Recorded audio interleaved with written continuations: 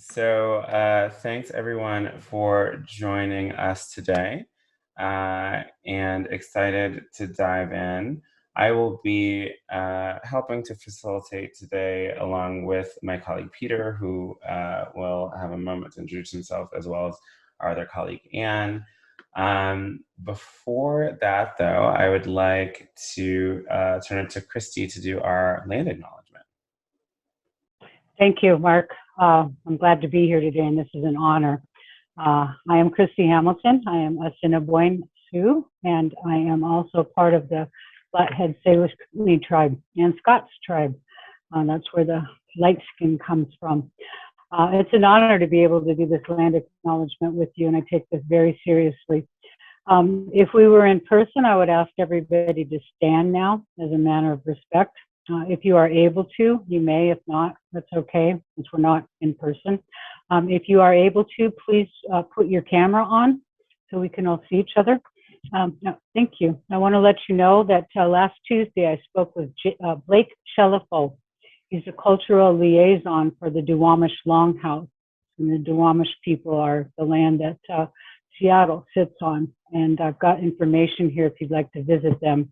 They're located on West Marginal Way, right across from the very first archaeological site that shows that this land has been continuously inhabited since the last glacial period, some 10,000 years.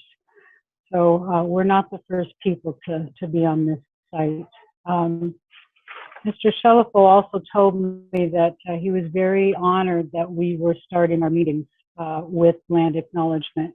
He told me that it was really a way to respect our ancestors, the old ones, and that those who have come before, and that like them, we are custodians. And as custodians, we have a sacred duty to protect the land and the inhabitants thereof, and that we're all custodians of our Mother Earth in the way. And he told me that in order to give a proper acknowledgement, that would be right to mention the surrounding tribes in King County. And I don't know how many of you know that there are 29 federally recognized tribes in Washington state. And ironically, the Duwamish are not one of them. And that's a political issue, which I won't go into right now. The Duwamish call themselves the Lafutseed. I hope I'm saying that right. And our chief is Shi'as, which is where we get the name Seattle. It's the only city in the whole United States named for a tribal chief. But we also, we have land claim to the Muckleshoot, the Stillaguamish, the Swinomish, the Snohomish, the Tulalip, and there are probably a lot of other tribes we've never heard of. What we do is when we acknowledge the land, it does much to reinforce that the tribes are here, they do exist, and they have existed, and that does a lot to strengthen the honor that we bring. They've been here for a much longer time than we have. And it is a native way for us to share our resources. We believe in sharing, and that's not the way that things are going now. So coming back to this is a very healing way for us to honor that and acknowledge that. Many people want to do a lot of dishonor, like I say, to claim that the Duwamish are not people of the land here. And they call themselves the people of the island, which is really interesting. And I'll hopefully by next meeting, I'll learn how to say that in Lafutseed for you. So we want to let you know that the ancestors are very grateful that we're showing the respect and the positive energy surrounding us going forward in this. We can all feel good going forward as a group with this in mind. And in my own language, I'll say Punamayaya, which is thank you in Lakota. Thank you for letting me do this. Thank you, Christy. So our plan for today, just so everybody knows, is we'll predominantly spend our discussion time looking at three main things. The first is a little boring, but also really important, which is, so in the charter for this group, it calls for there to be co-chairs. And when we were talking about that with our team, I think, I sort of immediately raised like, well, I don't know if the group wants to be organized like that. And so what I wanted to have a conversation with you all about was just what structure works best for our like how we need to do this together, right? I think that our goal from that conversation is not necessarily to solve the problem, but just like to be like, get some input, talk through like what people feel comfortable with. And then perhaps in our next conversation, we can iterate towards a structure that makes sense. But we'll begin to clarify like sort of roles. I did see an email sort of saying like, hey, can we talk about committees and assignments? And I think this is the conversation that will begin to move us towards that. We'll take a break. The next conversation is I'm hoping to have, and again, this doesn't have to be the last conversation. I hope it's not the last conversation. But I want to have a conversation about what success looks like in our system. I think one of the things that we'll be looking towards, and I mentioned this in my last time with you all, but looking towards this group to help shape is a little bit of our sort of community think tank, for lack of a better term, right? And so to really think together about, okay, like what does it look like when this works? And I say that both in a really concrete sense of like, you know, clearly we need to understand, are we housing folks? Is it successful, et cetera? But I think that there are other things that we should probably be looking at, and I'm happy to speak a little bit to that. But I wanted to have some of that conversation with you all, again, not to solve anything, but to start to lift it up. And then the third thing that we're going to really spend time on is our emergency housing voucher program. And there was some email conversation about that between our meeting last time and this one. As you, I believe, now are all aware, there are a number of vouchers that are potentially coming online in the community. And the authority as the COC lead agency has a role to play in that. And so you as the advisory committee have a role to play in helping us to shape our thinking about how we want to engage with that program. And again, like, you know, how do we measure its success? What are we aiming to do, et cetera? And then after that, we will adjourn. We do have 1 5-minute break at 3:10. And so I will be trying to make sure that we stay on-ish time. Does that work for everybody? Can I get a thumbs up from folks who are, and if you're not on camera, if you can do thumbs up reactions if you want to or not, but I'm seeing majority of thumbs up, so I'm going to sort of roll forward. Our next moment is to do introductions. So if folks could share name and pronouns. And what I will do in order to make it sort of a little less chaotic, if it's okay with folks, is I will just call in on people as they appear in order on my screen. And I am going to include staff in this because I think it's weird when we don't. So I'm going to start with Carrie Flory. Hi, everyone. My name is Carrie Flory. I use she, her pronouns. Happy to be here in Seattle where it is warm. Thanks, Carrie. Again, I'm Mark. They, them, theirs pronouns. Next up, I have Jeannie. Hi, I'm Jeannie McNabb. I'm on the King County side, the project manager for the Regional Homelessness Authority. And I use she, her pronouns. And this will probably be my last meeting with you all because as Mark's team is getting up to speed, I will be transitioning out of this role. But it's been a pleasure to work with you all. Me too. Just want to jump in and say that too. Thank you, Jeannie and Carrie, for all the work that you've done. We will miss you, and I personally will be working probably every day to bring you back. But next I have Christina.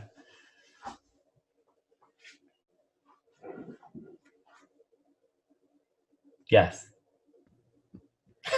Thanks. Transcription doesn't always work the best. I'm Christina. I am the chair of the King County Health Care for the Homeless Governance Council, and I'm also part of the Lived Experience Coalition, and I am a vehicle dweller. Thanks, Christina.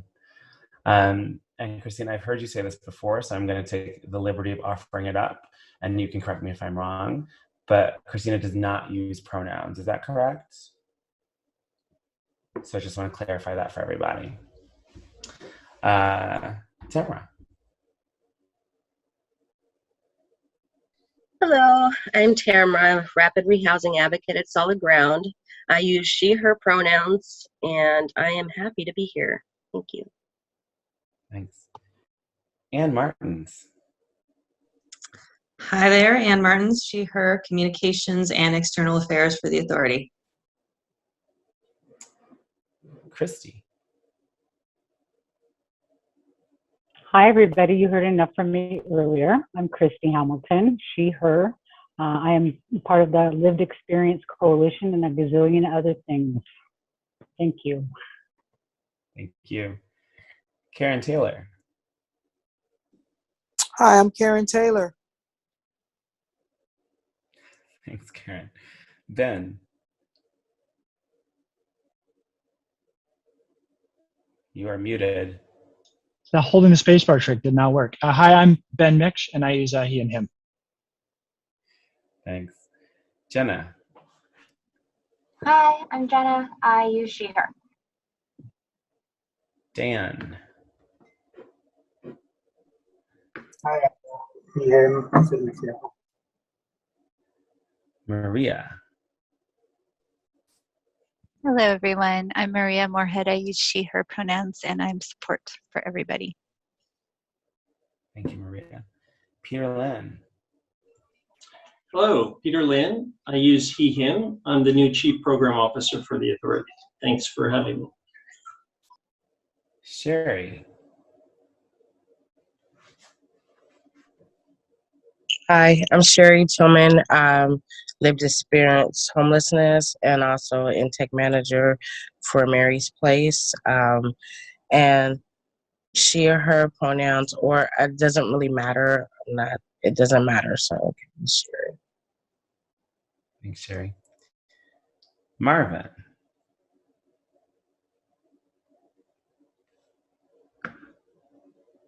Marvin, you are on mute. Marvin Futrell. Glad to be here again. Awesome. Brianna.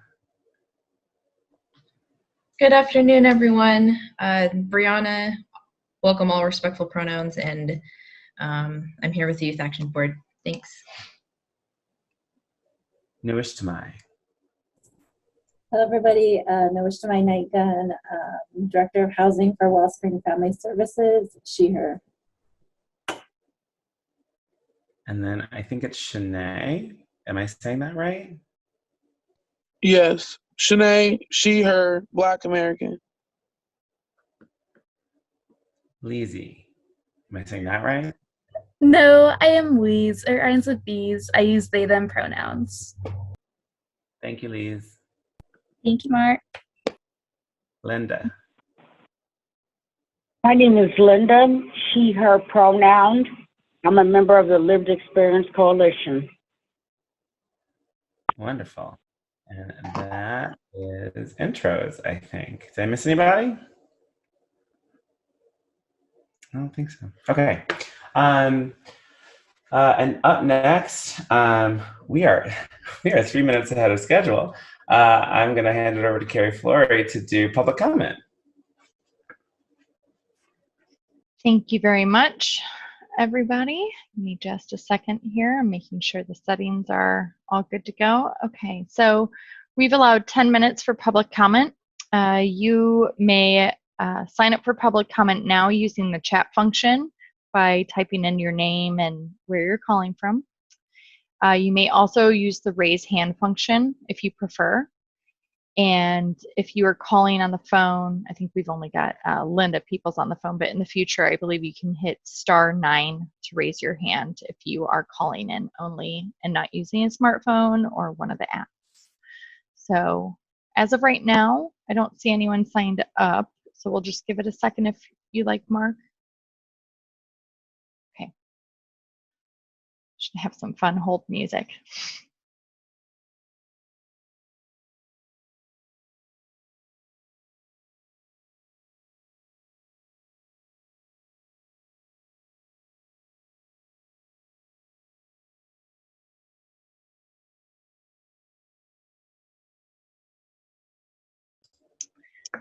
Doesn't look like anyone's signing up. I will go ahead and leave the chat function open for the next 10 minutes should anyone want to type in written comment for public comment. Awesome. Thanks, Carrie. Yep, sure thing. Next up, I wanted to give you all just a quick staff update. So I did introduce two new folks, or they introduced themselves rather.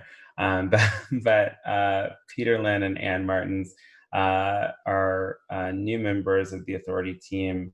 And I want to give them an opportunity to introduce themselves in a little bit greater detail to you all. I think that you'll be working with them both quite a bit. So Peter, as you mentioned, is our new Chief Program Officer, and Anne is our Director of External Affairs and Communications. Anne, would you like to go first? Sure. I would love to go first. Hi, everybody. Nice to meet you. I am Communications and External Affairs. In that role, I will be helping with media and the story we tell about homelessness and how we are addressing it, talking to electeds, and sort of community and relationship management. I come here from the Bill and Melinda Gates Foundation, where I was on our Washington State team for the past 7 years. And on that team, did some work focused on family homelessness. So we may have run across each other in that world. I previously worked for Governor Gregoire at the budget office and have done some politics, government, nonprofit work over the last, so many years now. I am also a single mom, and my daughter's turning 12 tomorrow. So that's what my weekend looks like. And I hope you're all doing great in this heat. Thanks, Anne, and congratulations. Peter? Lynn again. I am joining the region, but have a real good sense of what this agency's space is, because I ran the sister agency in Los Angeles for 5 years. So the Continuum of Care lead in Los Angeles is also a joint authority between the city of Los Angeles and the county of Seattle, see, I'm already transferring in my brain, and the county of Los Angeles. It has a very similar profile of, very large numbers of people experiencing homelessness, largely driven by housing and affordability, systemic failures, and structural racism in our community. It is a very high population density county. In fact, it is the most populous county in America. It would be the largest. It would be the 9th largest state if it were a state. Before I ran the Continuum of Care agency here, I ran the Section 8 program for the Housing Authority of the City of Los Angeles. And, prior to that, I ran the Section 8 in a similar agency in New York City. So I have a deep experience on the sort of federal housing program side and on homelessness and Continuum of Care programs. I'm really excited to be here working with Mark and you all and this new agency, and the space that it occupies in addressing and ending homelessness in King County. And I will say one thing for each Peter and Ann. I think it's important.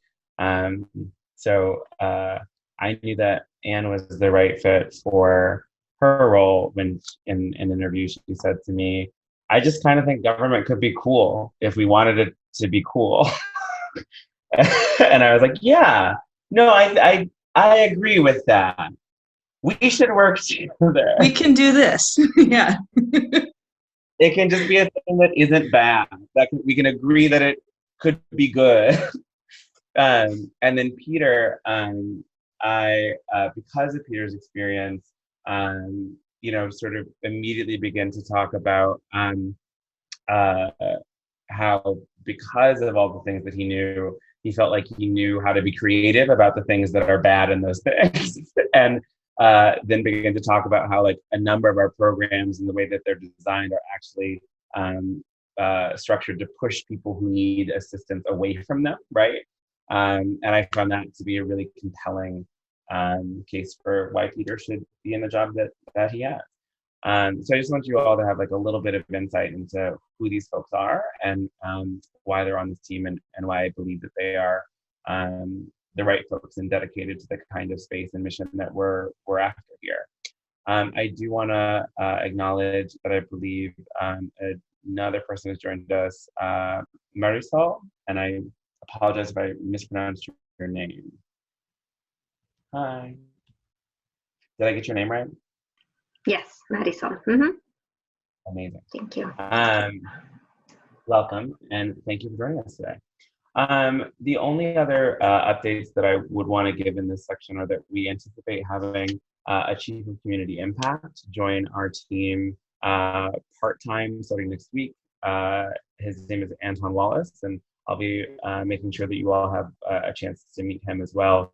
He's a methodologist by training, but does a lot of his work, really all his work, through an anti-racism lens, and so is really, really interested in pushing the limits on what we know and how we know it, and how the planning and analytic work that the authority undertakes can be much more connected to communities' ideas of themselves, right?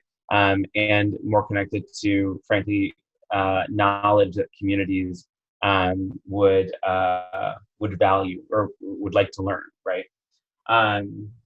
And I don't know that I have anything beyond that. I think you'll see a number of other roles being filled in the next couple of weeks. But I'll pause and just, if there are any questions about our startup activities or staffing, I'm happy to take those now so that you all have insight.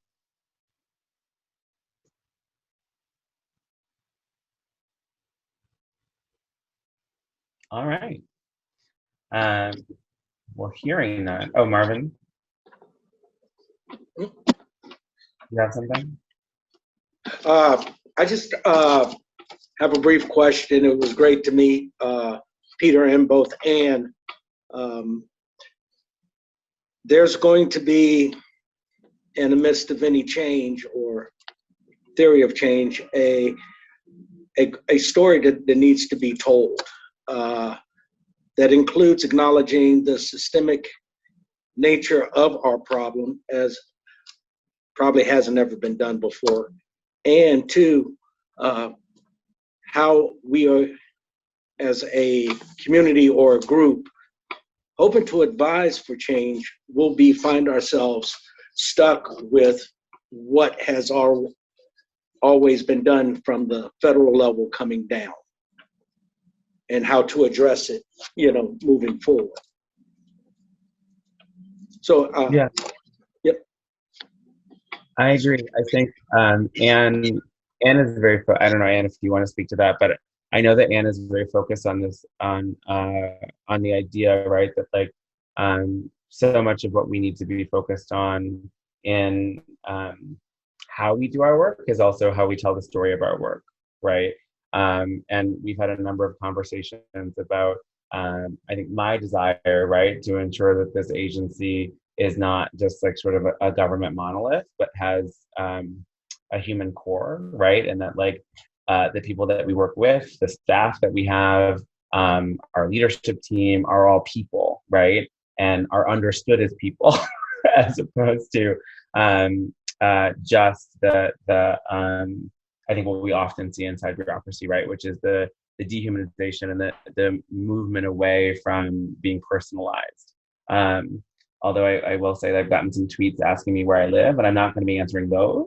But I do want people to know that I'm like a person, and that I got here via people roots, and that I feel very strongly that our team wants that as well. Ann, do you have anything you would add there?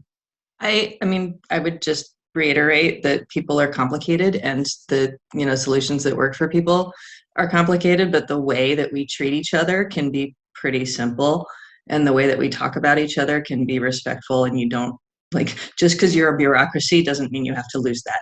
So I think that we're really building something from the ground up here, and our intention is to be people-centered and respectful in all things. Thanks, Ann. And then Christy, I saw your hand up next. Yes, hello, Lynn and Peter.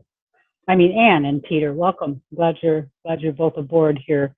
This is quite an exciting venture. My question is kind of a comment.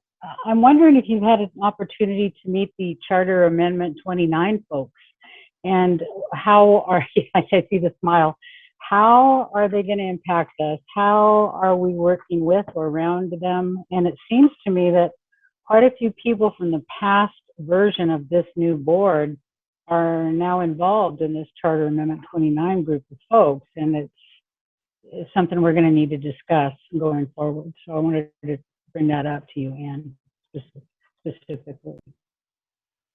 Thanks, Chrissy. And for situational like symmetry, before I pass it to Anne, Charter Amendment 29 is the also referred to as Compassion Seattle. So that's the same group of folks in the same conversation.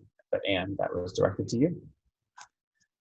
We are not taking a position on this or any candidate races or ballot measures. I can tell you that I know Tim Burgess and Rachel at the Chamber and have worked with and talked to some of these people before. I think they have good intentions. I don't know what the implications, like exactly how this would play out if it passes, but we are not, as an organization, going to comment on it.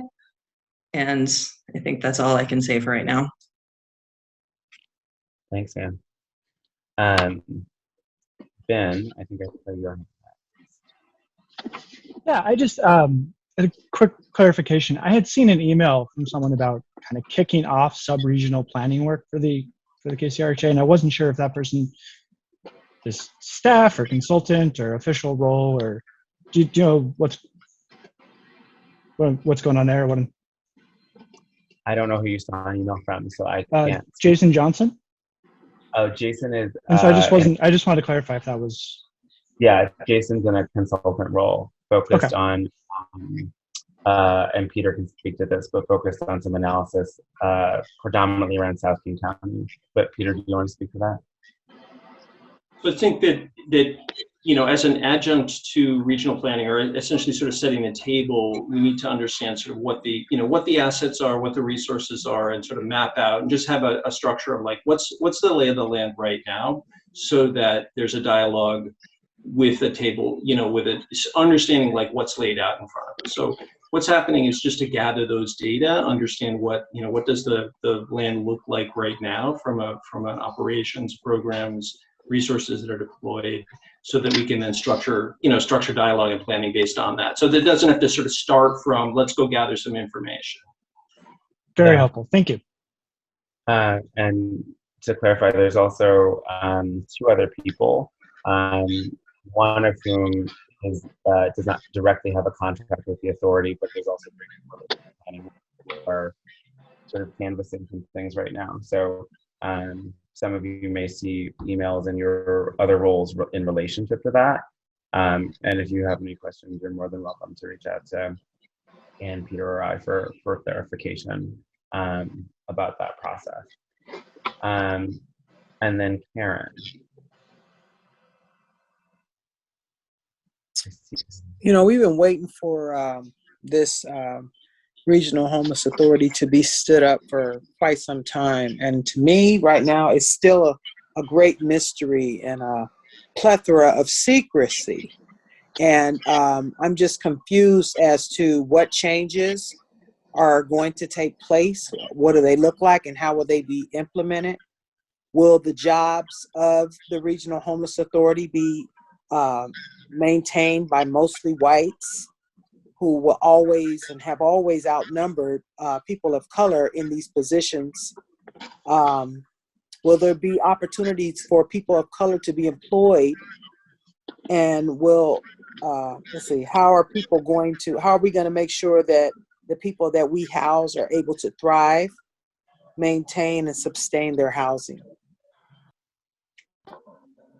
Okay, so take one thing first, which is of the 3 staff of the authority on this screen, 2 of us are people of color. And I want to be clear about that, and I just need to be clear about that. The next thing that I need to be clear about is we are still standing up. So the questions are just questions.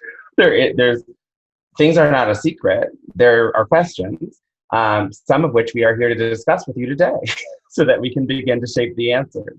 And then specific to the housing component of that question, that is part of what I'd like to discuss specifically when I said I want to talk about what success is, and begin to define with more clarity what we measure, both in terms of what the traditional measurements are of what is a program exit to housing, right, which some of you are familiar with, versus what success and thriving looks like for a person, and how do we begin to integrate those at the system level. So I hope that's a helpful response. Any other questions? Can you repeat the first two things that you said that you need to clarify or whatever? I said to that make clear. Of the 3 staff of the authority who are on this screen right now, 2 of us are people of color. And I'm actually going to go a step farther and say, I do not appreciate, and I will never appreciate, assumptions about how people identify.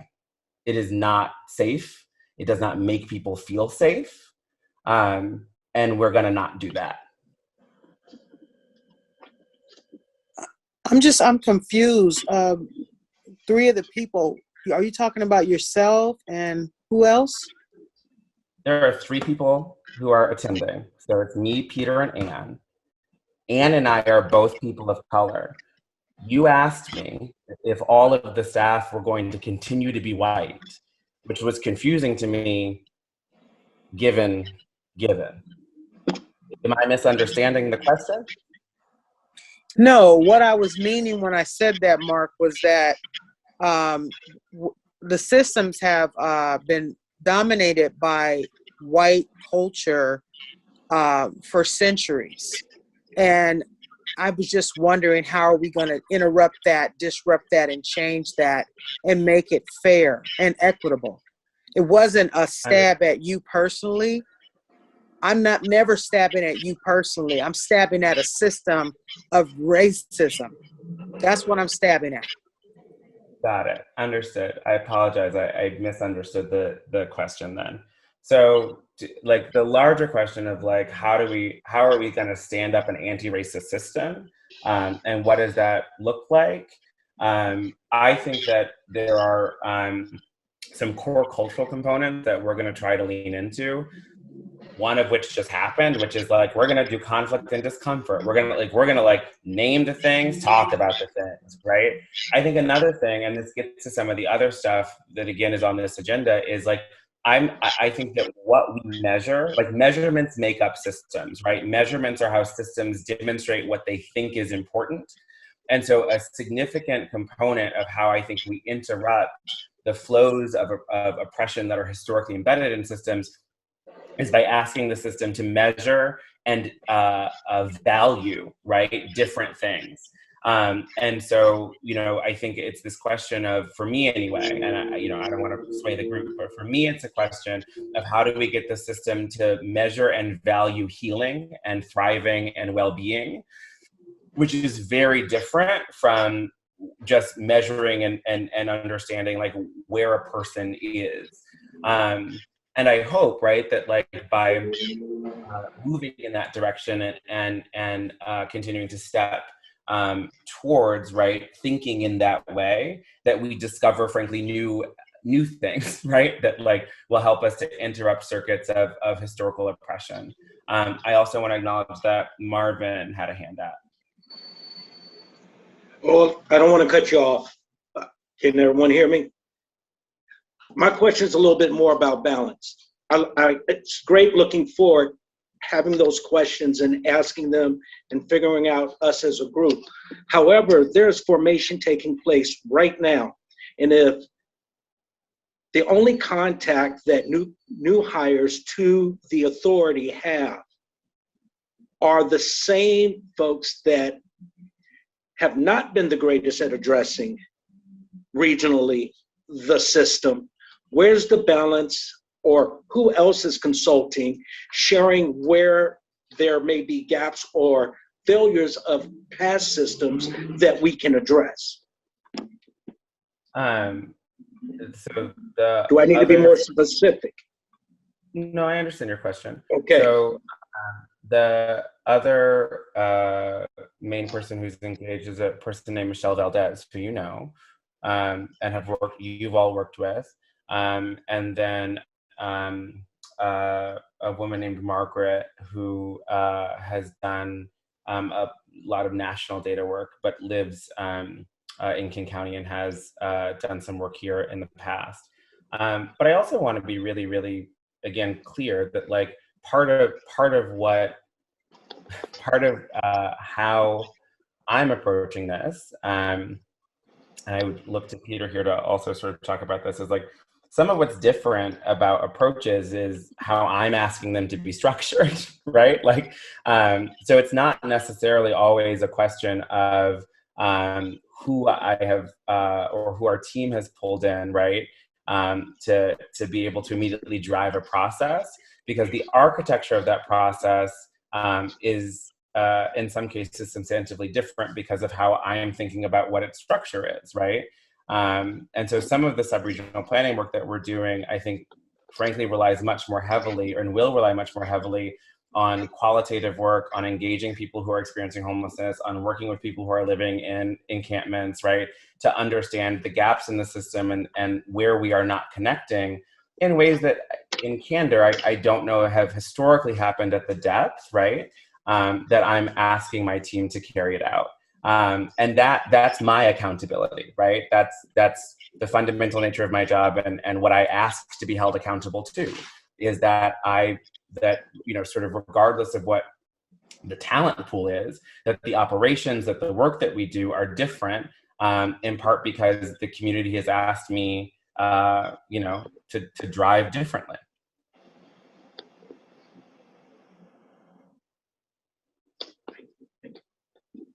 Okay. Not to interrupt the discussion, but from a facilitation point, if folks can mute while they're not talking, it'll help with feedback. Thanks. Thank you, Karen. And then I want to do time check. So we are at the point where we were transitioning to talking about governance for this group.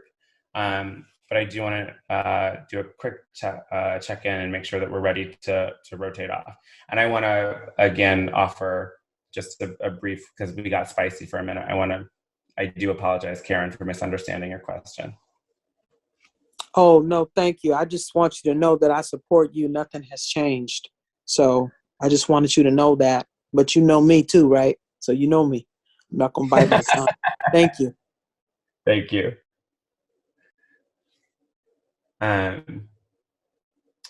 Do you folks feel prepared to do the co-chair discussion? And I also, sorry, one other thing, while we're sort of talking about like what does it mean to be and feel different, right? Is like I'm very okay, and I think we should practice being okay, even in a government setting, a meeting that's being broadcast, right, with like unfinishedness.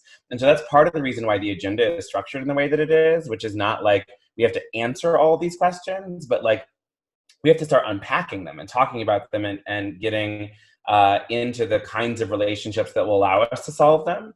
And so I want to be really clear that we're like, my goal in most conversations, unless there is a procedural thing we have to do, like take a vote or like, pass a measure to then, send something to HUD. My goal is almost never going to be like, well, here's the definitive answer on this thing, because I don't think that's real, right? Like, I think that like we have to train ourselves into understanding our work as iterative, and understanding our work as unfinished. And if we do that, I think we train the system into understanding work as iterative and unfinished, and to not stop pursuing artificial closedness as a way of managing discomfort. So I want to be explicit about that, so that, if folks are feeling like, oh, like we didn't finish this thing, that's okay, because we're just going to keep doing it. We're just kind of going to always be doing these kinds of discussions.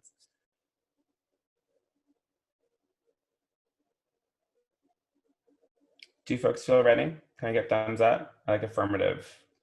Like we're good to go. Okay. So the next thing on the agenda is just committee co-chairs, which is essentially in the charter for this group, it says that you all have to elect 2 co-chairs, and then those co-chairs would work with Peter predominantly to help figure out like what committee structure, like what, et cetera, and then bring it back to this group for a vote. I wanted to check in and get a pulse check on 2 things.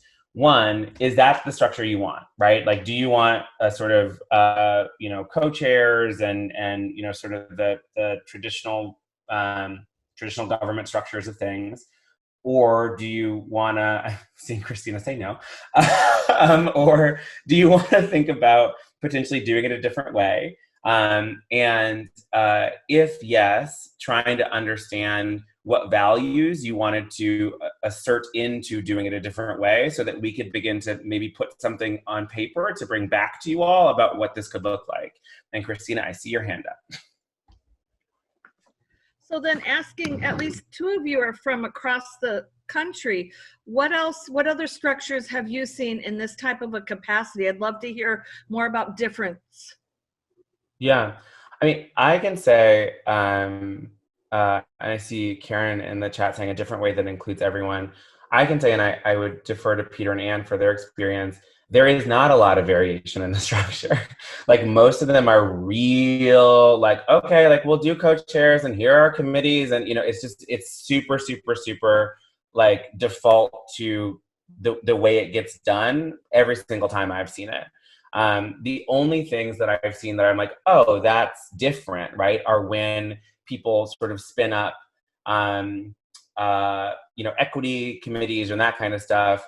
But that's been a development in the last 5-ish years. And sometimes those don't necessarily have a formal attachment to the COC. Oftentimes they're more essentially study committees who are looking to frame a problem, understand a thing. They're not governance structures per se. Peter and Ann, do you have anything you would add there? One thing that I've seen is rotation, so that it moves every meeting. That could be, that's a structure where there's a shared, but there is still someone who's the chair of that, that given meeting, and often there's sort of co-chairs and things like that. There's pros and cons to any structure, and that involves people sort of learning the role. It can be a little clunky, if somebody misses a meeting and they're supposed to chair, and those sorts of things come up. So it needs fallback, and it needs some checks and redundancy in case so and so is not there, so and so will take over, or the next person in the rotation would come forward. So I see Christine. Also, I love that, Peter. I'm glad you said that because that's the first thing that came to mind as well. And you could also have alternating rotation, so everybody gets a chance to experience that. When you've got 2 people as co-chairs, one goes out, but one stays while a newcomer comes in and incoming. So you can pass on a little bit of knowledge, and then you just keep rotating alternately like that. So everybody gets a chance to taste what it's like to be a chair and a co-chair. So you're not just starting fresh every month or every 2 months or 6 months, however long we want to decide on these. I think that I would like to, establish what the role of a co-chair would be, and I would like to think about it less as a role and more as a set of responsibilities. I don't know. I like the idea of people being able to volunteer for the responsibilities, but I feel like the title of co-chair makes it more hierarchical in a way that I don't feel as comfortable with on a board. Peter, do you want to speak to the responsibilities? Oh, yeah. Well, I'm also thinking too that wouldn't we as a committee actually choose somebody from among ourselves, thinking, gosh, Ben has such good leadership skills, let's choose him. I'm just picking on you today, Ben. So that kind of thing. Or volunteers, good, Lise. I do that too. So typically a committee would select their leadership, and how that comes forward is really open. But often it's nomination, and sometimes you're not allowed to nominate yourself. Sometimes you can nominate yourself. Those are all rules that come together as people form and they create the space.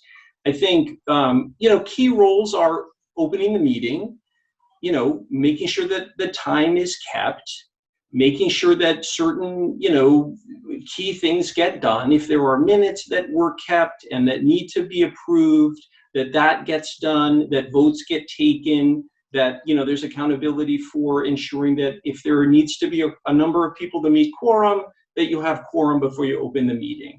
And making sure that the rules are followed so that people don't get left out, you don't talk over people, you don't mute people who are trying to raise their, like there's an opportunity to raise their hand, and if like you're following the rules, you don't get shut out, things like that. Some of these meetings get feisty and like people get cut out, so they can get nasty, and the chair's role is to prevent that kind of stuff. But mostly it's to keep flow, order, and ensure that the business of the meeting got done, that a vote got taken when it needed to, for example, and that opened on time, it closed on time. Those are the sort of core responsibilities.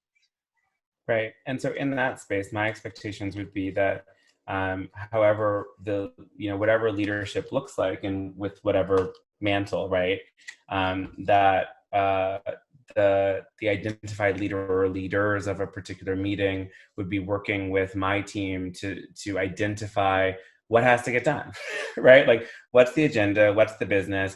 I think, again, as I have said previously, like there is the HUD business, and then I think there's other business that is, I think, potentially more interesting. And so it's that stuff, right, that I would want to be able to shape and build conversation about over the course of, between, this meeting and next meeting, for example, right? And I think that also helps to ensure that how we work together is that we are working together, and not necessarily that, like, because, as of right now, my team constructs what the agenda is, and then brings it, right? And so I do want to make sure that we are in a relationship that allows us to raise, to raise other lines of conversation, to go down other routes. I think that's my hope anyway from a structure, and that it allows, not to be funny, but right, it allows you all to help shape this space so that it is not just like you're showing up and like here's a meeting and here's stuff you do, and then there'll be a next meeting, but that there's really a dialogue. And I know I saw Tamara try to unmute, and then Ben, I think you're after that.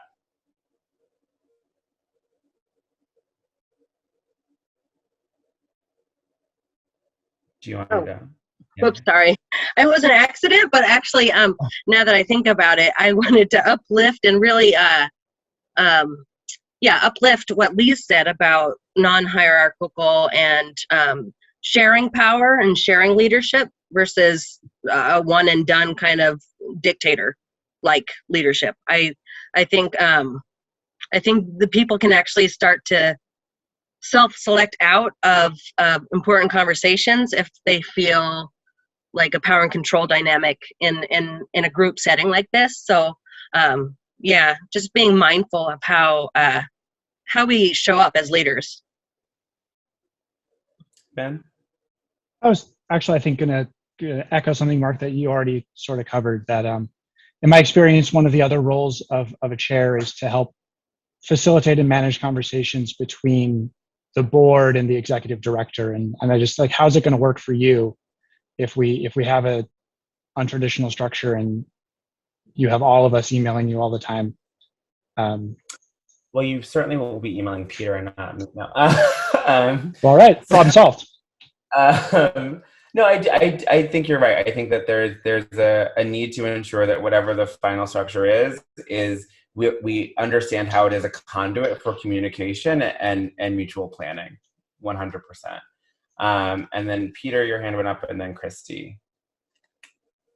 I did want to just reiterate that there are going to be moments when business needs to get done. So, for example, the continuum of care application for funding, if that doesn't get submitted on time, the entire application, the entire portfolio gets washed out. So like if there is catastrophic bad news if the business of a given meeting at a certain moment, there's a few key moments that, so just to like keep in the back of mind, like there would be moments when we would really need to like get to terms and say, yes, this can go forward if, and so like that is one of the other things is like hard deadlines do exist within this role responsibility.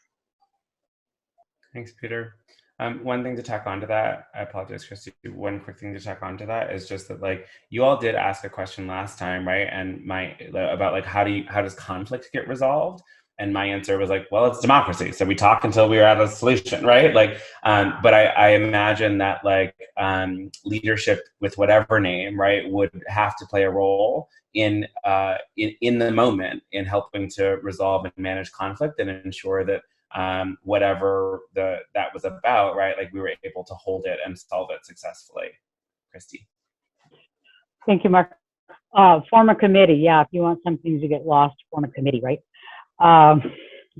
Actually, my question has to do, just for the other board members, somebody was asking about where the charter was. I just posted a link in the chat. If you see it there, you can click on that. It should bring up that charter. You can print that out. It's a 12-page document, and that's kind of our Bible, if you will, for this advisory board. The next question was for Peter, that I'm going to imagine that you are going to have a lot of subcommittees, or at least a few that you want this advisory board to be a part of, and or at least ad hoc committees, which is going to require some leadership as well. And I don't know if we're to that point in the discussion yet, or if that's something we're going to talk about today or in the future. I don't think that's part, I mean, we certainly can be part of the discussion in terms of structure, but I don't know that that was sort of the point here. I could imagine, some subcommittees, but obviously that's a dialogue.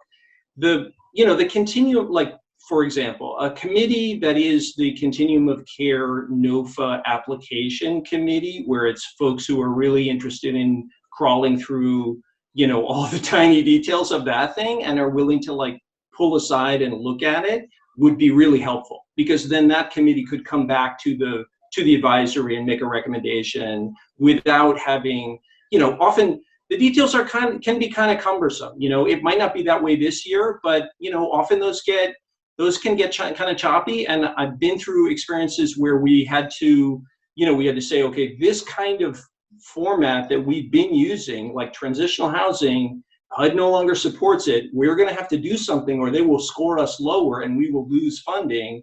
And, it gets really dicey, and people like, folks, that kind of thing can get very hot under the collar.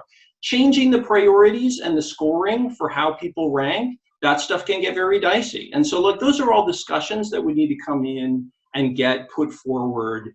And, a committee that would focus on that would be helpful. Another one where a subcommittee on CEA would probably also be, something that could be helpful and could be, but like that's open for discussion. It's like, what is the, the business, the core function to make sure that, a thing got done for HUD, our funder, is the Continuum of Care NOFA, the point in time count. Those are sort of key checkpoints that we took responsibility for and did.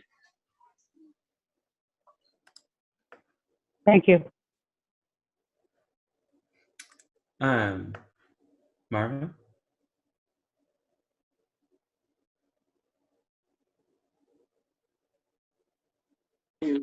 Alrighty. I guess the real question is, as we talk about how we want to structure ourselves, everyone needs a better picture of what is being asked. Some folks have read the charter. Some folks have sat around and tried to keep track of the work that's already been going on and being done. But it's not shared knowledge. Many requests for a list of groups that are already working on stuff that the Continuum of Care Board will at some point have to look at has already started. We still lack a central way to communicate, which was the government emails, which folks were supposed to be set up for. And from now going on 2 or 3 months, an understanding of when the timelines and deadlines as they occur, as we are setting up and at some point going to be pitched to meet, so that folks may understand what structure works best for us, to get through, to meet the task, and honor how we feel we want to work together.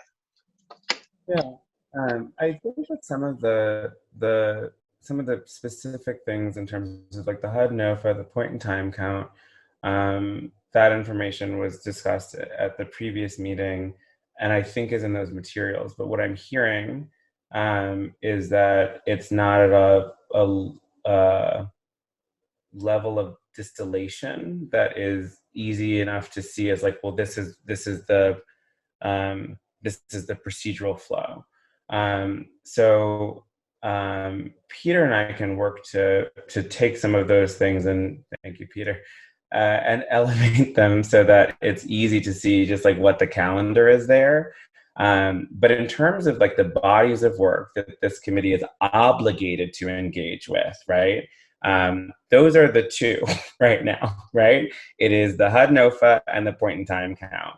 The other stuff, right, is not obligation. To me, it's the, I mean, from my perspective, it's the stuff that's fun. But you don't have to do it if you don't want to. But it's the conversation about, again, like how are we thinking about metrics? How are we thinking about success? Like that work, right?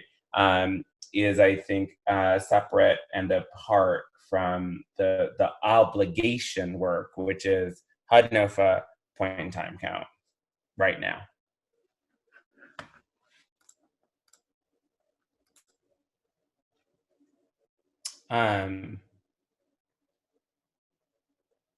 Other thoughts? So what I'm hearing, let me replay sort of like where I think we are. So what I'm hearing is a couple things. One, just to reiterate what I just heard from Marvin, there's a request to take the materials that have already been distributed and distill them into a high-level timeline, right? That is easy for folks to see sort of like when certain things are due and what action has to be taken by this committee in relationship to it. The next thing I'm hearing very clearly is that there's a desire for a non-hierarchical structure from both like actual management perspective and even a name. So like maybe not even saying co-chairs, but really thinking about is it just like meeting facilitator or just something that like is like, hey, like this is your gig for the month, right? And that to also think about that as a rotating function, so that folks are all able to step into that as they are willing. And if it is a co-facilitation model, to Christy's thoughtful point, that it might be useful to stagger that so that you're not always having two people coming in who are like, whoa, I haven't facilitated this team before, I don't super know like what the vibe is. I think what I have put on the table is like inside all of that, I would like to see that if two folks are on deck to be the facilitators for the month, right, that they are working with Peter and Peter's team and other folks on our team broadly as needed in order to make sure that the agenda is shaped, that everybody is read in on what the things are, that frankly some of Marvin's questions are being answered, right? Like that those things are moving apace. Obviously with support, like not just sort of like, hey, it's all on you, but that's the sort of shared responsibility making. Does that sound accurate? I want to welcome the Reverend.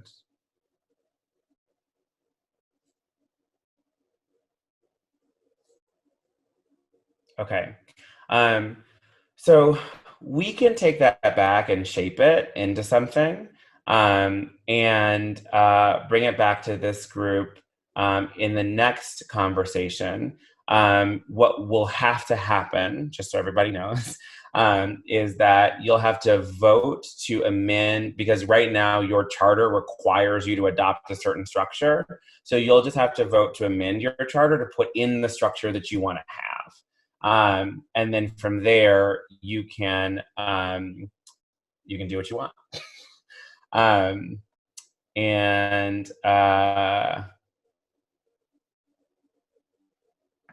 I see in the chat that Jen has also dropped in some of the language related to, it's in the current charter with relationship to the chairs. And so thank you for doing that.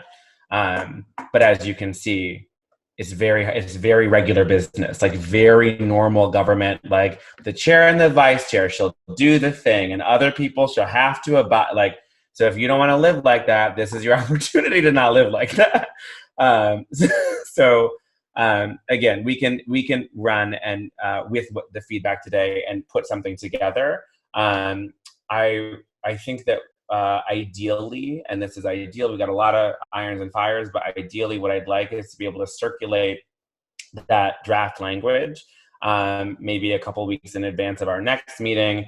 You all can have the opportunity to weigh in on it. And then so when we get to the next conversation, we're looking at sort of a ability to do a quick adoption of it formally, and then to move immediately into teeing up who is going to step into those roles. Sound good, Peter?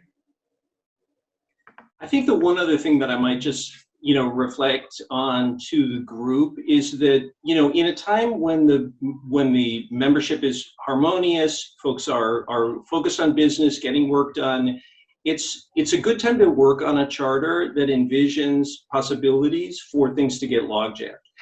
Okay, it is. I don't want to plan for failure, but failure happens, and like if we have if you had a consensus panel and there was there friction developed and there's a holdout, the thing can get really jammed up. And the one thing I would just suggest is, like, in a time of reasonable harmony is a time to plan for and think about what happens when there's disunity. Okay, because once fights are broken out, it's very hard to figure out what do we do. But thinking about that now, that's just one thing that I would ask folks to reflect on. Okay. I think that makes a lot of sense. The only thing that I would offer up is, if we consider this now, it won't be failure. It will just be conflict management and resolution. And again, right, conflict doesn't have to be at all the thing that we're most afraid of. I think what we should be most afraid of is failing to do things for people who need our help. And so I think that what we need to actually do when we look at that kind of stuff is say, what are those first principles we're going to lean into when we are in disagreement? And it can be things like, how do we make sure that we resolve this quickly so people get help? You can literally structure things in that way.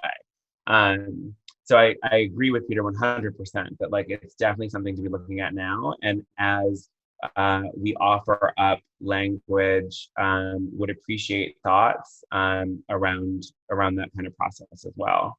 And then I want to get to Dan, and just note we have 3 minutes before break.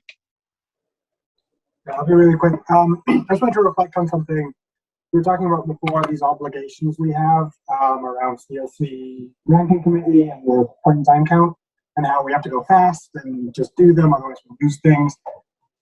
I want to make sure that we're also thoughtful about being involved in those things, because this board was brought together in this structure, in this kind of grouping to make change. And so we should have a timeline that reflects, you're going to need to have difficult conversations, and so let's build time in for that, and not get to the end and have folks saying, you need to do this or we're going to lose $40 million. And the other thing is, there's already 6 work groups in our charter, and one of them is the COC ranking work group. So we probably need to think about, as a group, are we going to set that up? Are we going to amend it? How are we going to do that ranking piece? As well as thinking of the governing co-chair. So I want to take a moment and just briefly acknowledge that Jesse has joined. And then Peter, I think you have a thought here. So, I mean, I really appreciate the reflection that, like, you don't want to get jammed up against something and be like, okay, we got to vote on it, so I guess I'll go, but I don't really understand it. And I will say that, like, part of the business of a continuum of care is to follow along with HUD's timelines. And if HUD operated consistently every year, it would be pretty easy. But it has been the history over the past decade that HUD has released materials in very different timeframes. They've changed the NOFA up and come in late. You know, so like on some level, we are responding to a funder who is not consistent, and we might not be in a position where we have a set, you know what I mean, where we have a set horizon, where we can say like, okay, it's gonna follow this schedule because that's the way it works. Like the city budget, you know, it happens the way it happens. They have a fiscal year. HUD's budget is very funky, and they do not release the NOFA on the same time. They don't have the application window on the same time. So, like on some level, you know, we can give a sort of general case, but it's not, it won't be predictive because they're not beholden to it. And if they come back and say, like, sorry. Now, the pit happens the same time every year. And on some level, like planning for the point in time count, you know, we need to do that, you know, effectively, we're gonna start doing that now. But some of the other things on the NOFA side are a little, there, you know, I wish I could say like, yes, on clockwork, it happens on the third Thursday of September, but it really just doesn't happen that way. So what I think what we'd do is look back over the last sort of 5 years and look at what, you know, and maybe what the HUD SNAPS office can offer us from a predictions perspective. But I take your point, and it's a really good one. But I mean, unfortunately, like we get the ranking from HUD, we get the NOFA specs. We have to rapidly huddle and figure out, okay, how do these things, you know, how does our portfolio rank up against them, and then come back and look at it. And we sometimes that gets the timeline gets tight. I think I'm saying to this group, we can make philosophical decisions and honestly kind of think about what we want to see through this, but there's already a work group set up. Do we want to use that work group? And we can't, I don't want to make that float down the river and then, you know, when we get to your random, or HUD's random timeline, which I know how that works. Yeah. Then we're like, oh crap, we have this work group, we need to set that up, and kind of those kinds of conversations that don't need to be on the same timeline as HUD's. What I guess I'm trying to say is, we're going to do the fun stuff that Mark talked about, and we have to do this obligation piece of the ranking committee, but that's also like bringing $60 million into our community. So I want to make sure that we as a committee here are able to understand the power we have and be prepared for it. I think Marvin mentioned not everyone is at the same level of where the knowledge is about this stuff. And so we as a committee need to get into that place so that we can be informed about when you come to us and say, we're going to give the new money to this organization, we know what we're talking about. And there's a couple other people here who were on the ranking committee last year, and we started to have this conversation, but it still stayed fairly close to the rubber stamping. So that might be a good starting place to see what we did last year and how that moved forwards. Yeah, I think so. I'm seeing in the chat that Dan, folks are having a little bit of difficulty understanding you. I heard, I got most of it. I agree. I also want to flag that it is time for the break. And so if there are no objections, I know that the break has been identified as very important for this group. So I do want to make sure that we honor that. So we have scheduled 5 minutes. We're 2 minutes past time right now, but let's still take 5 and come back at 17 past the hour and jump back in. All right. Oh, Lise. Hey, yeah. I wanted to know how to do the thumbs up in Zoom because I feel like it's not where it usually is. And I know that you've like said to do the thumbs up previously, and I want to be able to engage without having my camera on. I'm having a day. That is a great question. And gosh, now that I look at it, I'm not seeing it where it usually is either. So I should stop saying that because it's not a thing that it seems like people can do. And maybe it's because we're in a webcast mode instead of a normal, just like conference call mode. So I will stop saying that. And instead, what I will start saying is, can I get thumbs up from people who are on camera? And if you don't want us to move forward and you're off camera, then say so right now. Cool. I appreciate it. Okay. I guess I'm lost to the question. What was the question? Lisa's asking, so I kept saying, hey, can you give me a thumbs up so that, so that I know that we're good to move forward? And I'm used to there being a thumbs up reaction that you can do on Zoom, but for us, the only option is raise hand. And so I was unintentionally asking for something that it was not possible to do. Right. Can I say something too, Mark, if that's okay? Is this out of place? I raised my hand. Yeah, go for it. I just want to say that I kind of feel a little bit still confused by the comments of, I think it was Ben and Peter, talking about how the continuum of care has operated in the past. I guess I don't feel included in that because I thought we were doing something different. We're going to start to try and work on different methods and different ways of doing things other than upholding what's always been done that has not worked for the community.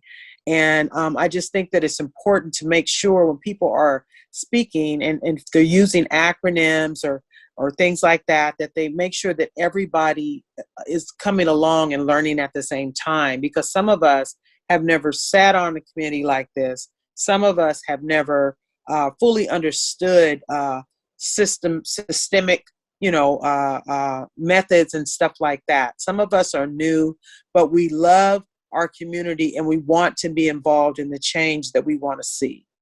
Thank you.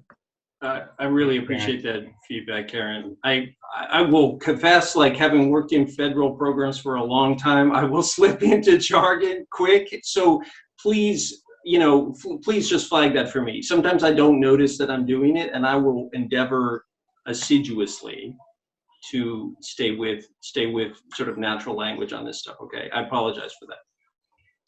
I don't know that assiduously is necessarily natural language, but I appreciate it because it's a fun word.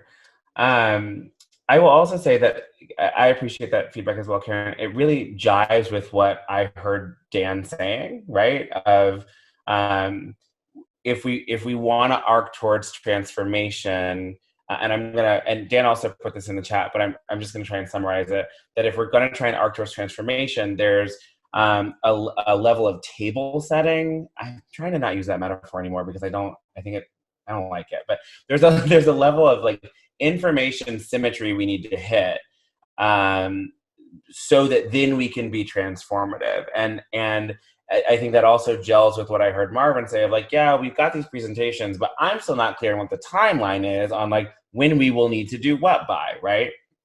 And so I'm sort of taking all of that and stepping away, and what I'm processing is, okay, if we are going to do this different, there is going to need to be like some work done in order to make sure that the participation for everybody really is possible, and that we're seeing the opportunities for that participation really clearly. And so I need to spend some time with my team thinking about what the best way to do that is. Acknowledging that I think I already know what the best way is, but I don't think we have the bandwidth to do it because we're so limited right now in terms of staff. But I want to be really clear that I see the dots and I see the requests and they all make sense. And so we're going to really work to be maximally responsive to them so that we can really do things differently. And I just appreciate the feedback that is allowing us to do so. And Christy? Thank you. Yeah, this is a lot of work, and it's awesome to be a part of this because we are a transformative group, and language can be either inclusive or exclusive. And in any profession, as we know, and we are professionals, but we're also homeboys and homegirls. You know, a lot of us have lived on the street and have come from that place to here, and that's huge kudos to all of us. But what I've heard today, because I really am trying to pay attention and be a huge part of this group, because I believe in us all. I believe in all of us and what we're doing. I heard two very distinct goals for us today, and I'd like to reiterate those. And one is that we need to plan for the point in count time now, that that's a huge priority for us. And the second one is that we need to be following along with HUD's timeline. These are two things I didn't realize that were priorities for us as a new board member. So it's nice that, I have an aha moment today. Those are tangible, doable, timelineable items. I'd like to see a copy of that HUD timeline. And with that arbitrary NOFA deadline, and I think maybe Dan said this, that maybe look at the last 5 years of when those earliest the deadline was, and then we as a group need to prepare and have all the knowledge and the Legos in place to be able to make the decisions we need to have our group be the best, with the best outcomes that they can provide. Thanks, Christy. Yeah, I do think that unrolling those things and getting them in front of you all is definitely going to be a thing that we do ASAP. And Sherry, was that a hand? Yes, it is a hand.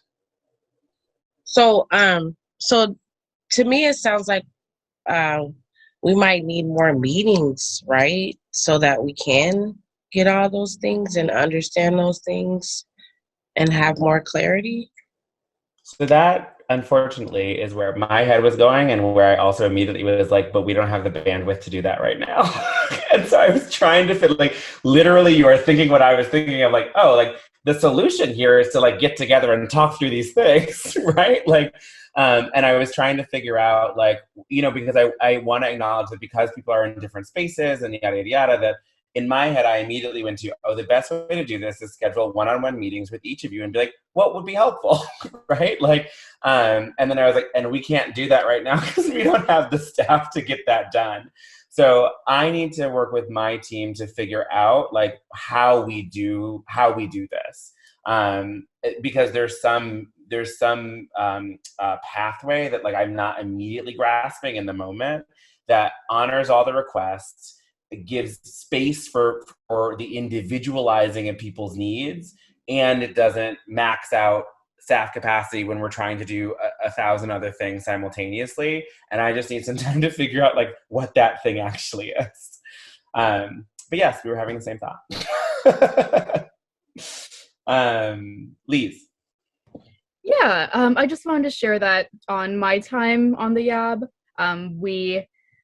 so I know that YAB members would be able to log hours for meeting up individually and, like, discussing the materials and, like, kind of like dissecting it, kind of like the equivalent of, like, a study group outside of class. So yeah, even if it were just us, like, making individual meetings with one another, instead of having to include, like, the specified staff, I think that it might be useful to a lot of people. So yeah, if that is something that we could explicitly say is a valid use of, like, hours to log, then I think that that might be really helpful in making it accessible for people to be more informed about the information and the very, very large scope of work, and really be able to show up at these meetings feeling informed. Can I follow up with you about that? And, like, can we just, like, talk about, like, how it operationalized, and, like, because I think that sounds really interesting, and I would love to just, like, take a slightly deeper dive, if you don't mind. Jenna, can I volunteer you too? Because I know that you also utilized time like that. Yeah, or if people, like, couldn't show up to meetings, they would be like, oh, hey, can, like, we meet up and, like, debrief on this one so you can fill me in? And that would be a logged spending of time. Yeah, I think my immediate reaction is no, I don't see any issue with that. The thing that I want to understand is like how, and I see the suggestion from the Reverend about coordinating videos to fill in information that everyone should know, which would be amazing. I don't know if those exist from like has HUD put those things out? So it would literally have to be like Peter and I talking into like our computers and then sending them out to people. But I'm seeing at least a head nod that maybe that could be helpful. Super open to it. And Lisa, the thing that I want to talk more about is how do you make sure that that it doesn't turn into telephone? Because that's always my concern when you're relying on like information transfer between multiple people, is that like all of a sudden it comes back and like, you know, green is purple and like the meeting devolved into, you know, a civil war when in reality it was actually okay. And, you know, like, so that's the thing that I want to talk more about. And then I want to also acknowledge we're eating into time we're going to use for something else, which is fine, but I just want to facilitate time check. And then Christy has a hand up. Cool. I think that something that we could raise to the group is like hours log and then like a little column for like document discussed or like source discussed if it's going to be away from like our regular structure. And that could be either like a HUD like PDF or just like one of the recordings of these meetings since they are recorded. Yep. Thank you. Christy and then Peter. I was gonna follow up on that, Lise. Mark, to let you know how I'm spending our money as advisory board member is in research and attending Zoom meetings that are focal to our community, such as lunch hour meetings regarding churches that talk about the state of homelessness, how they affect the community. One was on a 2-hour panel with mayoral candidates in Seattle. What's their take on homelessness? Reading the 12-page charter, getting familiar with that. These are the kind of things that I logged as 10 hours last month of time that were spent. Also attending the very informative LEC meetings that are every Friday at noon. Those are very helpful to get to know our team, to get to know a lot more about who we are and how we all work together. So yeah, I just wanted to tell on myself that I'm not out there whining and dining. Thanks, Christy. I think those things all make sense to me. And for those of you who haven't worked with me before, like I have a general orientation towards like, I don't know, are you doing the thing that is related to the thing that we pay for? Then you should say that you're doing it, right? Like I have a deep and perhaps quite literally ancestral reaction to unpaid labor, right? So like I'm not on that. Like that's not a thing for me. Like so I really do want people, as you are doing things that are related to this work, to be so like. And I want to be super clear that my sort of thinking about what Lise was saying was not like, oh, like is that a good use of money? It was like information symmetry. Like that was the thing that I was thinking about, just so that I am above board on that. Peter. I think along those lines, the other thing I wanted to mention was under the Open Public Meetings Act, one thing that a public body's not supposed to do is sort of deliberate offsite. So like sharing information is one thing, but like caucusing, lining up votes, hey, support me and I'll support you, that sort of thing is like, you know, we just have to make sure that folks aren't, and it's really easy to sort of blur the lines between, I think that, you know, and advocating. So just, you know, understanding keeping those things separate, right? And then the other piece obviously is under that same rule, you don't want to do that in like Mark said, in a telephone fashion. And you can easily have what they call serial meeting where everybody met, but nobody met. You know, so. Thanks. So I think I'm going to have to move us. So the success conversation we're not going to be able to have today because we absolutely must discuss the vouchers.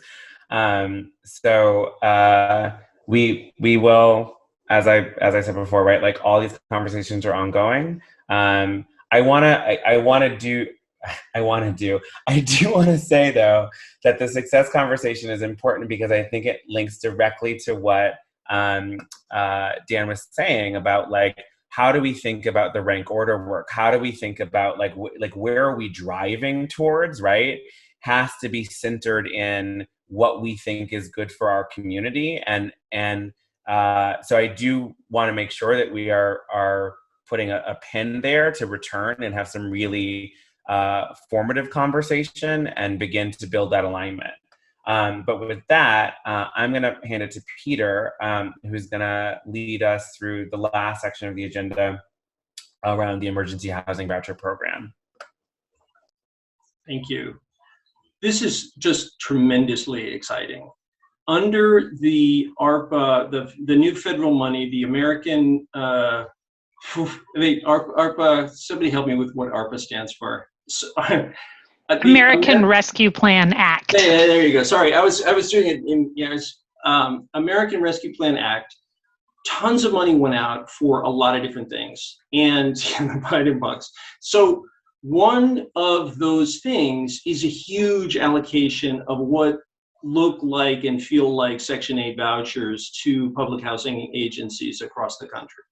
So these emergency housing vouchers are very similar to a standard housing choice voucher with some key differences. One is that they're time limited. So the housing authorities that got them, and not all housing authorities got them, housing authorities, so and in King County, just to be clear, King County Housing Authority, Seattle Housing Authority, both got big shares, so between them about 1,300.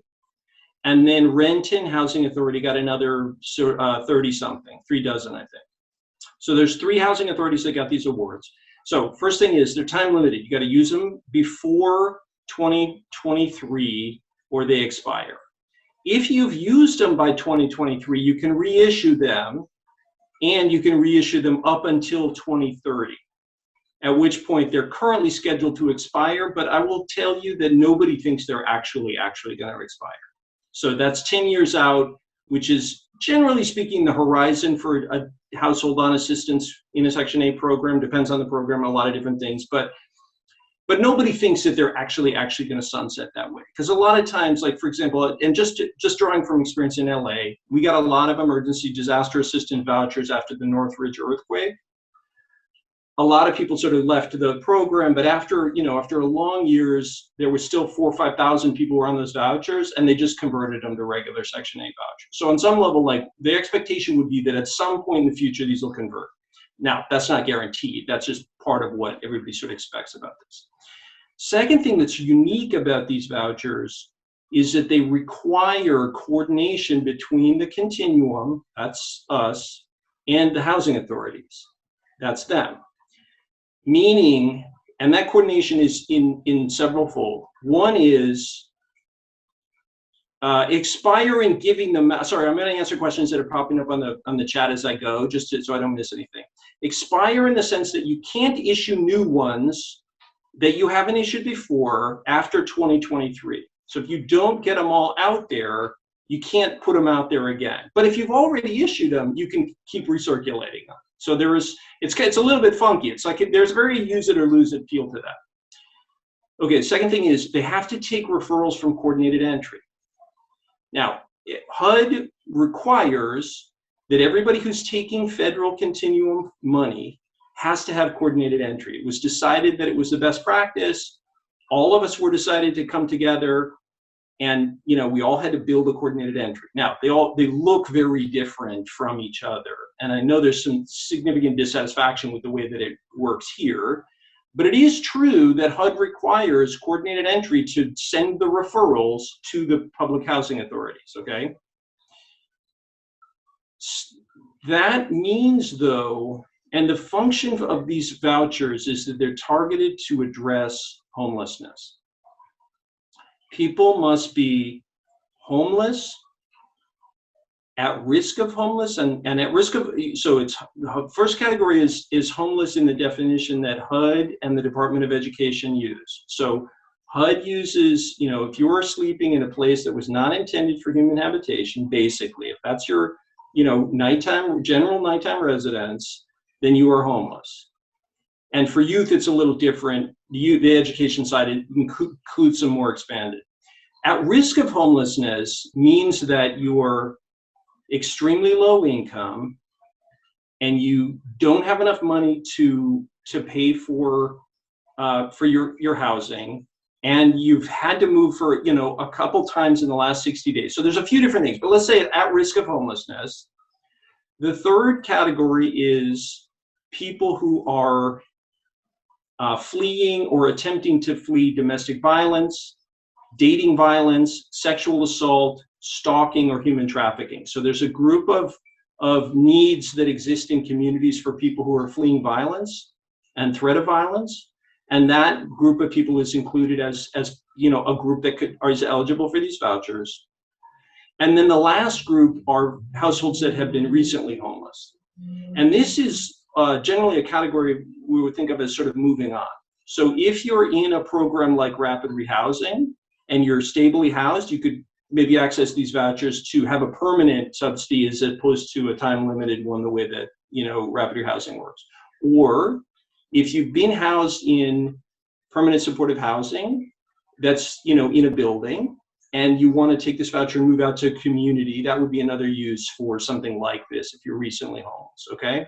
So those are the four prioritization categories that HUD, those are the four categories of people who are eligible. Now we have to figure out, among all the people that covers, how to make priorities that suit the needs of King County. So within that group, there's many communities don't have the level of unsheltered homelessness that exists here, and they are focusing on other categories. In general, the folks that I have talked to are largely focused on unsheltered homelessness.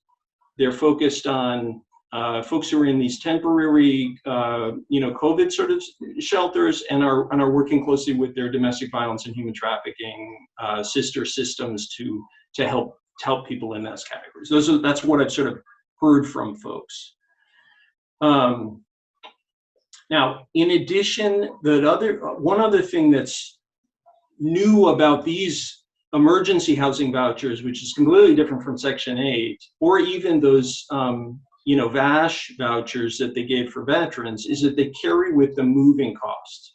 There's funds for housing search assistance and move-in, $3,500 per voucher for, and that covers a wide range of stuff. So it's like security deposit, moving assistance, the kinds of things that are really necessary and are just not part of the standard Section 8 program and make it very hard to use.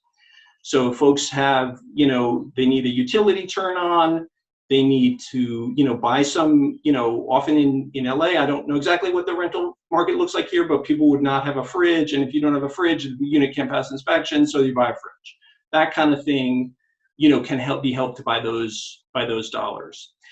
And, within the context of releasing this information and putting it out to folks, they are allowing for COVID prioritization, which means that we can directly target communities impacted at greater risk for COVID. You can take that directly in consideration, which allows for much more equity-focused use of these vouchers than has been possible for other federal programs. And they are strongly asking us to consider, redress of historical inequities and have a strong equity focus within the way that we think about using these vouchers. So not only is it allowed under COVID prioritization, it is encouraged by our colleagues at HUD. So the HUD, there's two pieces of HUD, the side that works with the housing authorities and the side that works with the continuum of care, had got together to put together this notice. It's pretty long, but it's worth looking at. It's complicated federal language, but there's a lot of different pieces of material in there that are worth looking at. And I think we sent the link out. I think you all got the link, if I'm not mistaken. Yeah.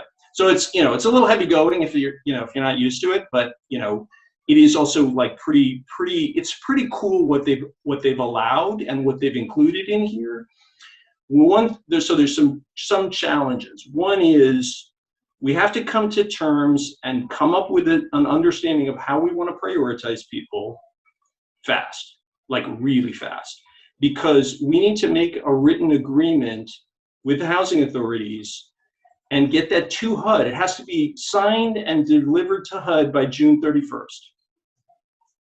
And if we don't do that, we would fail to get these things off the ground. So we definitely have to come to terms with and have an understanding of what it is that we want to, what it is we want as a community from a prioritization.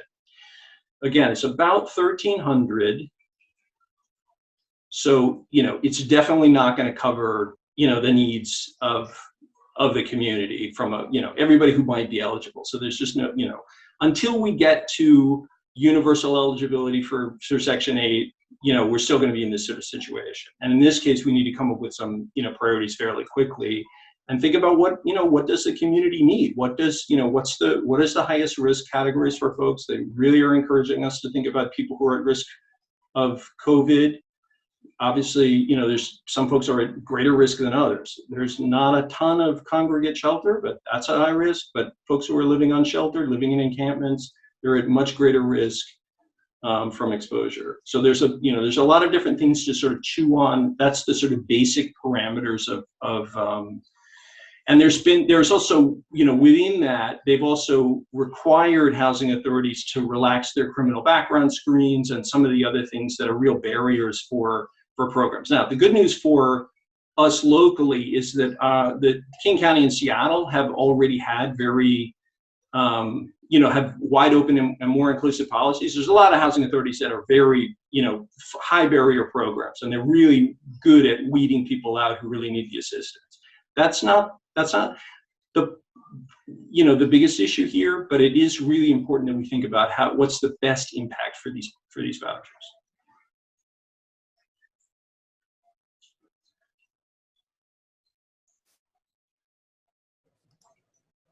I see Christy. Forgive me, you said our deadline was June 31st.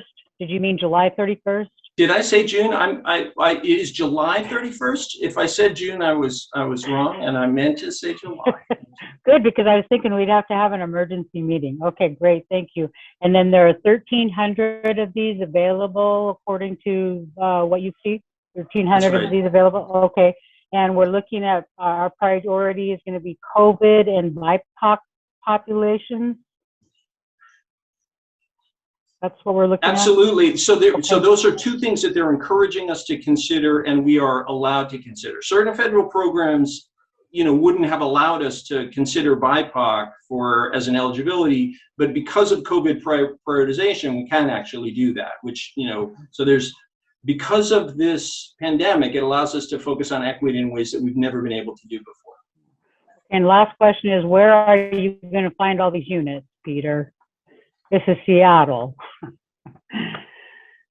Well, I'll tell you, this is the biggest hurdle we're going to face. And this is the biggest hurdle that all of us are going to face who got allocations of these vouchers. So the good news is we have a ton of additional rental assistance. The bad news is it did not change the rental market at all.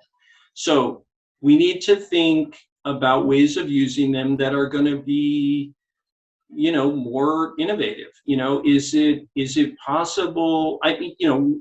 Along the lines of what we were discussing before, I think it's really important to think broad, are there opportunities in our housing market that we haven't thought about? Can we rent whole houses and have people share them? Yes. Are there exactly. ways of thinking about it that we haven't thought about before? Because, frankly, if there's just no one-bedroom units out there, if everybody's got to go find the same studios and efficiencies, and they have to meet, but maybe there's other ways of doing it. So that's innovation that we're going to need to work with our housing authorities on. And okay, so Tamara, I think had her hand up.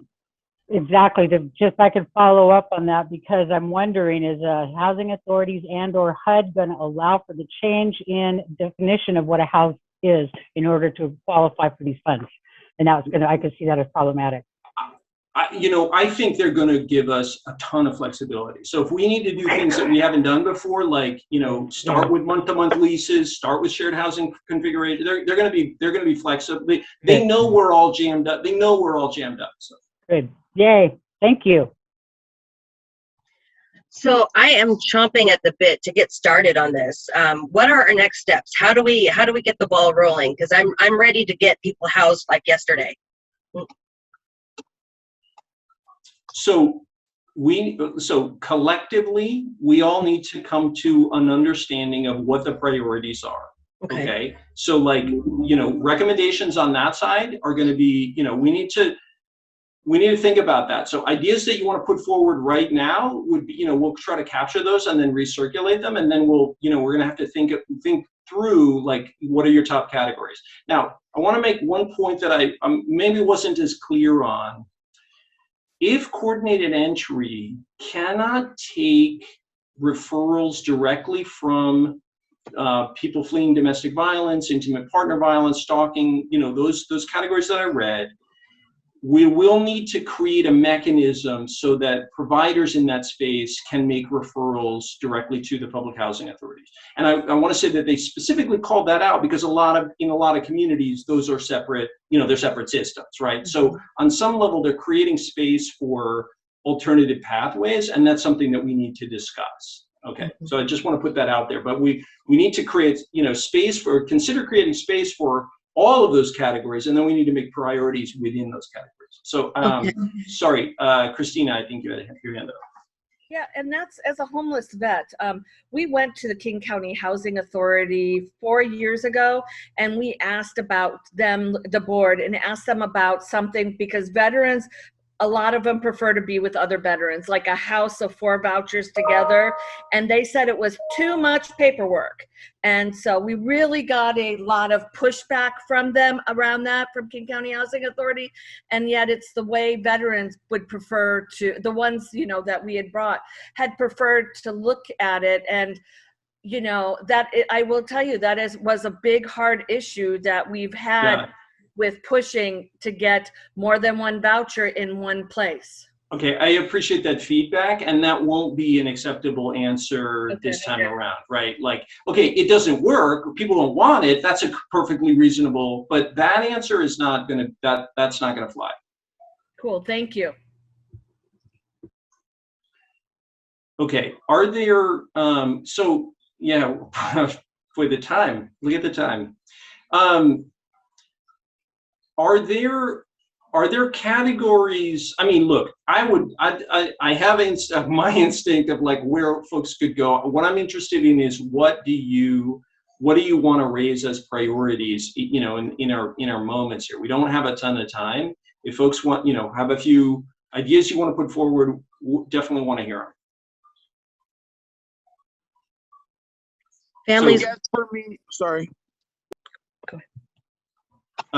Timur, your hand is still up. I don't know if that's from before. You're okay. Oh yeah, I was just like, I was hoping that we would have some space right now to yeah, create. Please. Okay. Yeah, please go.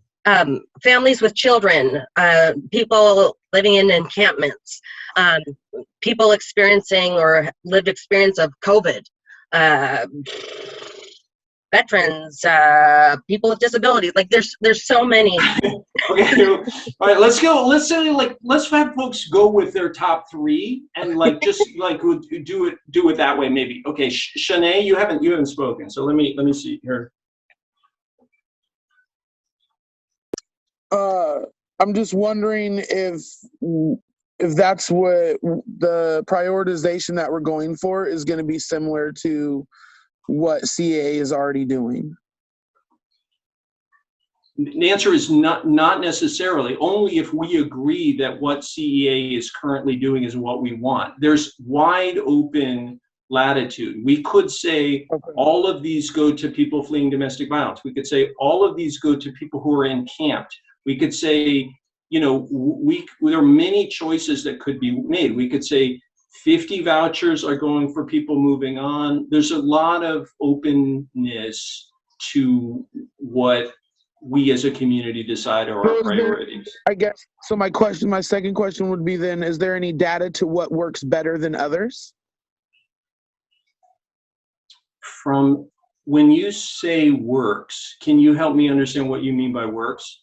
Well, like, so for instance, with CEA right now, we know that prior to COVID prioritization, You muted yourself. Sorry, Shanae. being underserved and not housed properly. And so now that CA has switched that to COVID prioritization, we've seen a big drastic increase in BIPOC population, specifically here in King County, that has actually been housed at a higher rate than ever before. Yeah. And so that's why I'm asking, like, do we have data? Like, so that's a system that I know is like working because we've chosen to switch it to COVID priority versus like external fills and things like that. So I'm wondering if there's other avenues that have data as well that I would be able to look at or be able to look up to see their progress and, you know, whatever, their excellence. I hear you. Let me ask, maybe ask Mark if there are all other sources of data that you're aware of that might have, you know, categories of folks that would, I mean, the only other piece that I could think of would be how folks are leasing currently when they're hunting with Section 8 vouchers from various programs. That's all, you know, that's the other category that I can imagine. I apologize, I was multitasking. Is the specific question data on what housing placements are successful for which populations?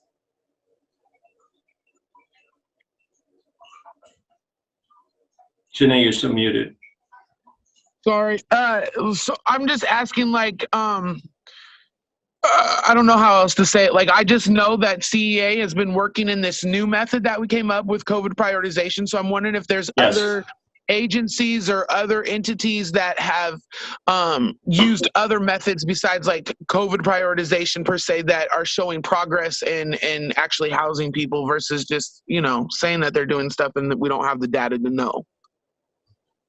Got it. Okay. So, that makes sense? Got it. Yeah, no, that totally makes sense. I apologize. I was a little unplugged. That's on me. So the high level answer is no. Like not at the level that has been like evaluated is like, we know that this is because like we spun up a whole bunch of stuff, you know, truly last summer and have been running it now for about a year. And so the evaluation frameworks are not as stable as they would need to be for any of us to say, like, this is an evaluated data-driven method. That being said, there already is apocryphal data on like, oh, here are strategies that are working better for certain populations that now that we have the leeway to do that work, we're able to do it differently, including what you've already pointed out, which is COVID prioritization. And I think that like some of the stuff that Christina was talking about, that Peter was talking about in terms of ways to look at what housing looks like for certain folks. We do have preliminary data that supports that those kinds of placements are very successful for folks who have lived long-term in encampments or in other sort of unsheltered group settings.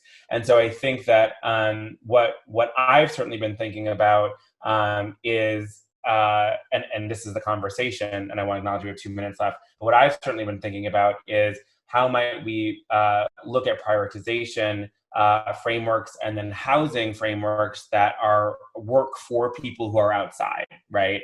I have a lot of concern about people who are actively unsheltered, who are vehicle residents and like have not been well accounted for, couch surfing, right? Also want to loop that in, have not been well accounted for inside some of the stuff that we've done previously. And so as a result, I think there was an opportunity here with these vouchers to perhaps both prioritize those populations and then also prioritize housing structures that might work better for them than some of the stuff that we've been able to do previously.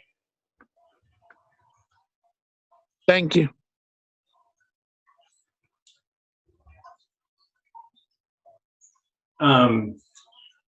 Christy, I think your hand is up. Thank you. Yes, I've got a general question here. Do I have referral authority as a board member? And my vote would go to the homeless tent encampments, the people that are on the streets, the sidewalks with their tents.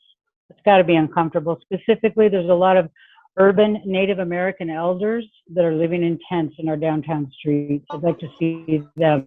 And again, they are a group population that we could house them, not in individual units, but as a familial unit. And I know a lot of you are social workers. You've got a referral authority. How do I refer somebody for one of these emergency housing vouchers? Would I go to Tamara? Would I go to Marvin? Would I go to Mark? How would I do that?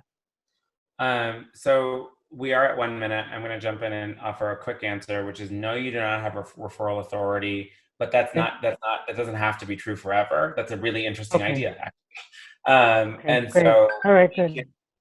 we can have that conversation. What I am really keen on, and this is a broader conversation, is that we think about system connectivity and support through a people-centric way. And so what I want to make sure that we prioritize is how we engage people centers the relationship and not just like referral path, right? Because what is data backed is that relationships matter, and relationships make a real big difference on how people experience homelessness and exit homelessness.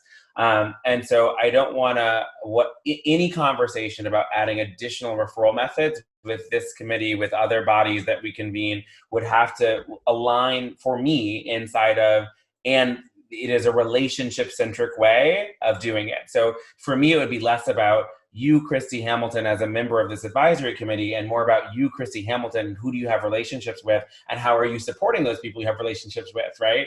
And that's the kind of conversation that I would love to dig into more. Samaritan has that model. I don't know if you know about Samaritan Beacon. They've got that same model. Okay, good. Okay, good, great. So I do know that we're at time, so I'm going to give it back to Peter to give us like next steps. Okay, so obviously this is a lot to come in. I think one of the things that I'd ask you all to reflect on is what populations come to mind as those that we would want to surface. So I think one of the things that we're going to look to do is to circulate something to you where you could provide your, maybe maybe a survey instrument, some kind of like some way for you to give us some input, and then we could come back and share the results of what folks thought, and how to prioritize things. And again, they have to be, like when we're voting, we have to vote in public. But I think that we can gather input from folks in sort of survey mode. Okay, so like this is not a decision that would be made. Just to be clear, it would be a set of recommendations that folks would promulgate. Okay, does that work for folks? Okay, so then we will reconvene and like share that back out. Okay. So real quick, because we are 2 minutes over time, and I apologize, that's not how I like to run things. I really like to be respectful of people's time, but I just want to read out, like, here are the next steps from this meeting. 1, we will come back with a synthesis of your input on governance structure, and we will circulate that ahead of the next meeting for additional input. And in the next meeting, we will vote on a governance structure that you all feel comfortable with and can adopt as how you want to facilitate yourselves moving forward. 2, we did not have a conversation about success today, although weirdly enough, we sort of bit at it around multiple edges. So I'm excited, but we know that we need to come back to that, and that we want to be particularly responsive to some of what Dan and Marvin were saying with regard to wanting to make sure that we are leaning all the way into the opportunity for transformation. 3, per Marvin's request and some other requests, we are going to take the information that is currently available on the NOFA, on the point in time count, et cetera, elevate those things to distill timelines and make sure that folks have them in front of them. 4, we are going to think about a way to make sure that there is information symmetry and everyone has the things that they need in order to participate in terms of working understanding of the system. That's on us to do some thinking about how to do that without necessarily maxing ourselves out on additional meetings, as Sherry arrived at the same thought that I had in my head. And 5, We will be looking to schedule time / send some things out to gather additional input on how we might work with these vouchers to prioritize populations and certain kinds of housing models. Again, per Peter's point, we will not deliberate. That would be a violation of law, but we will gather input and synthesize in order to, again, read back out and have a more nuanced conversation around at our next meeting.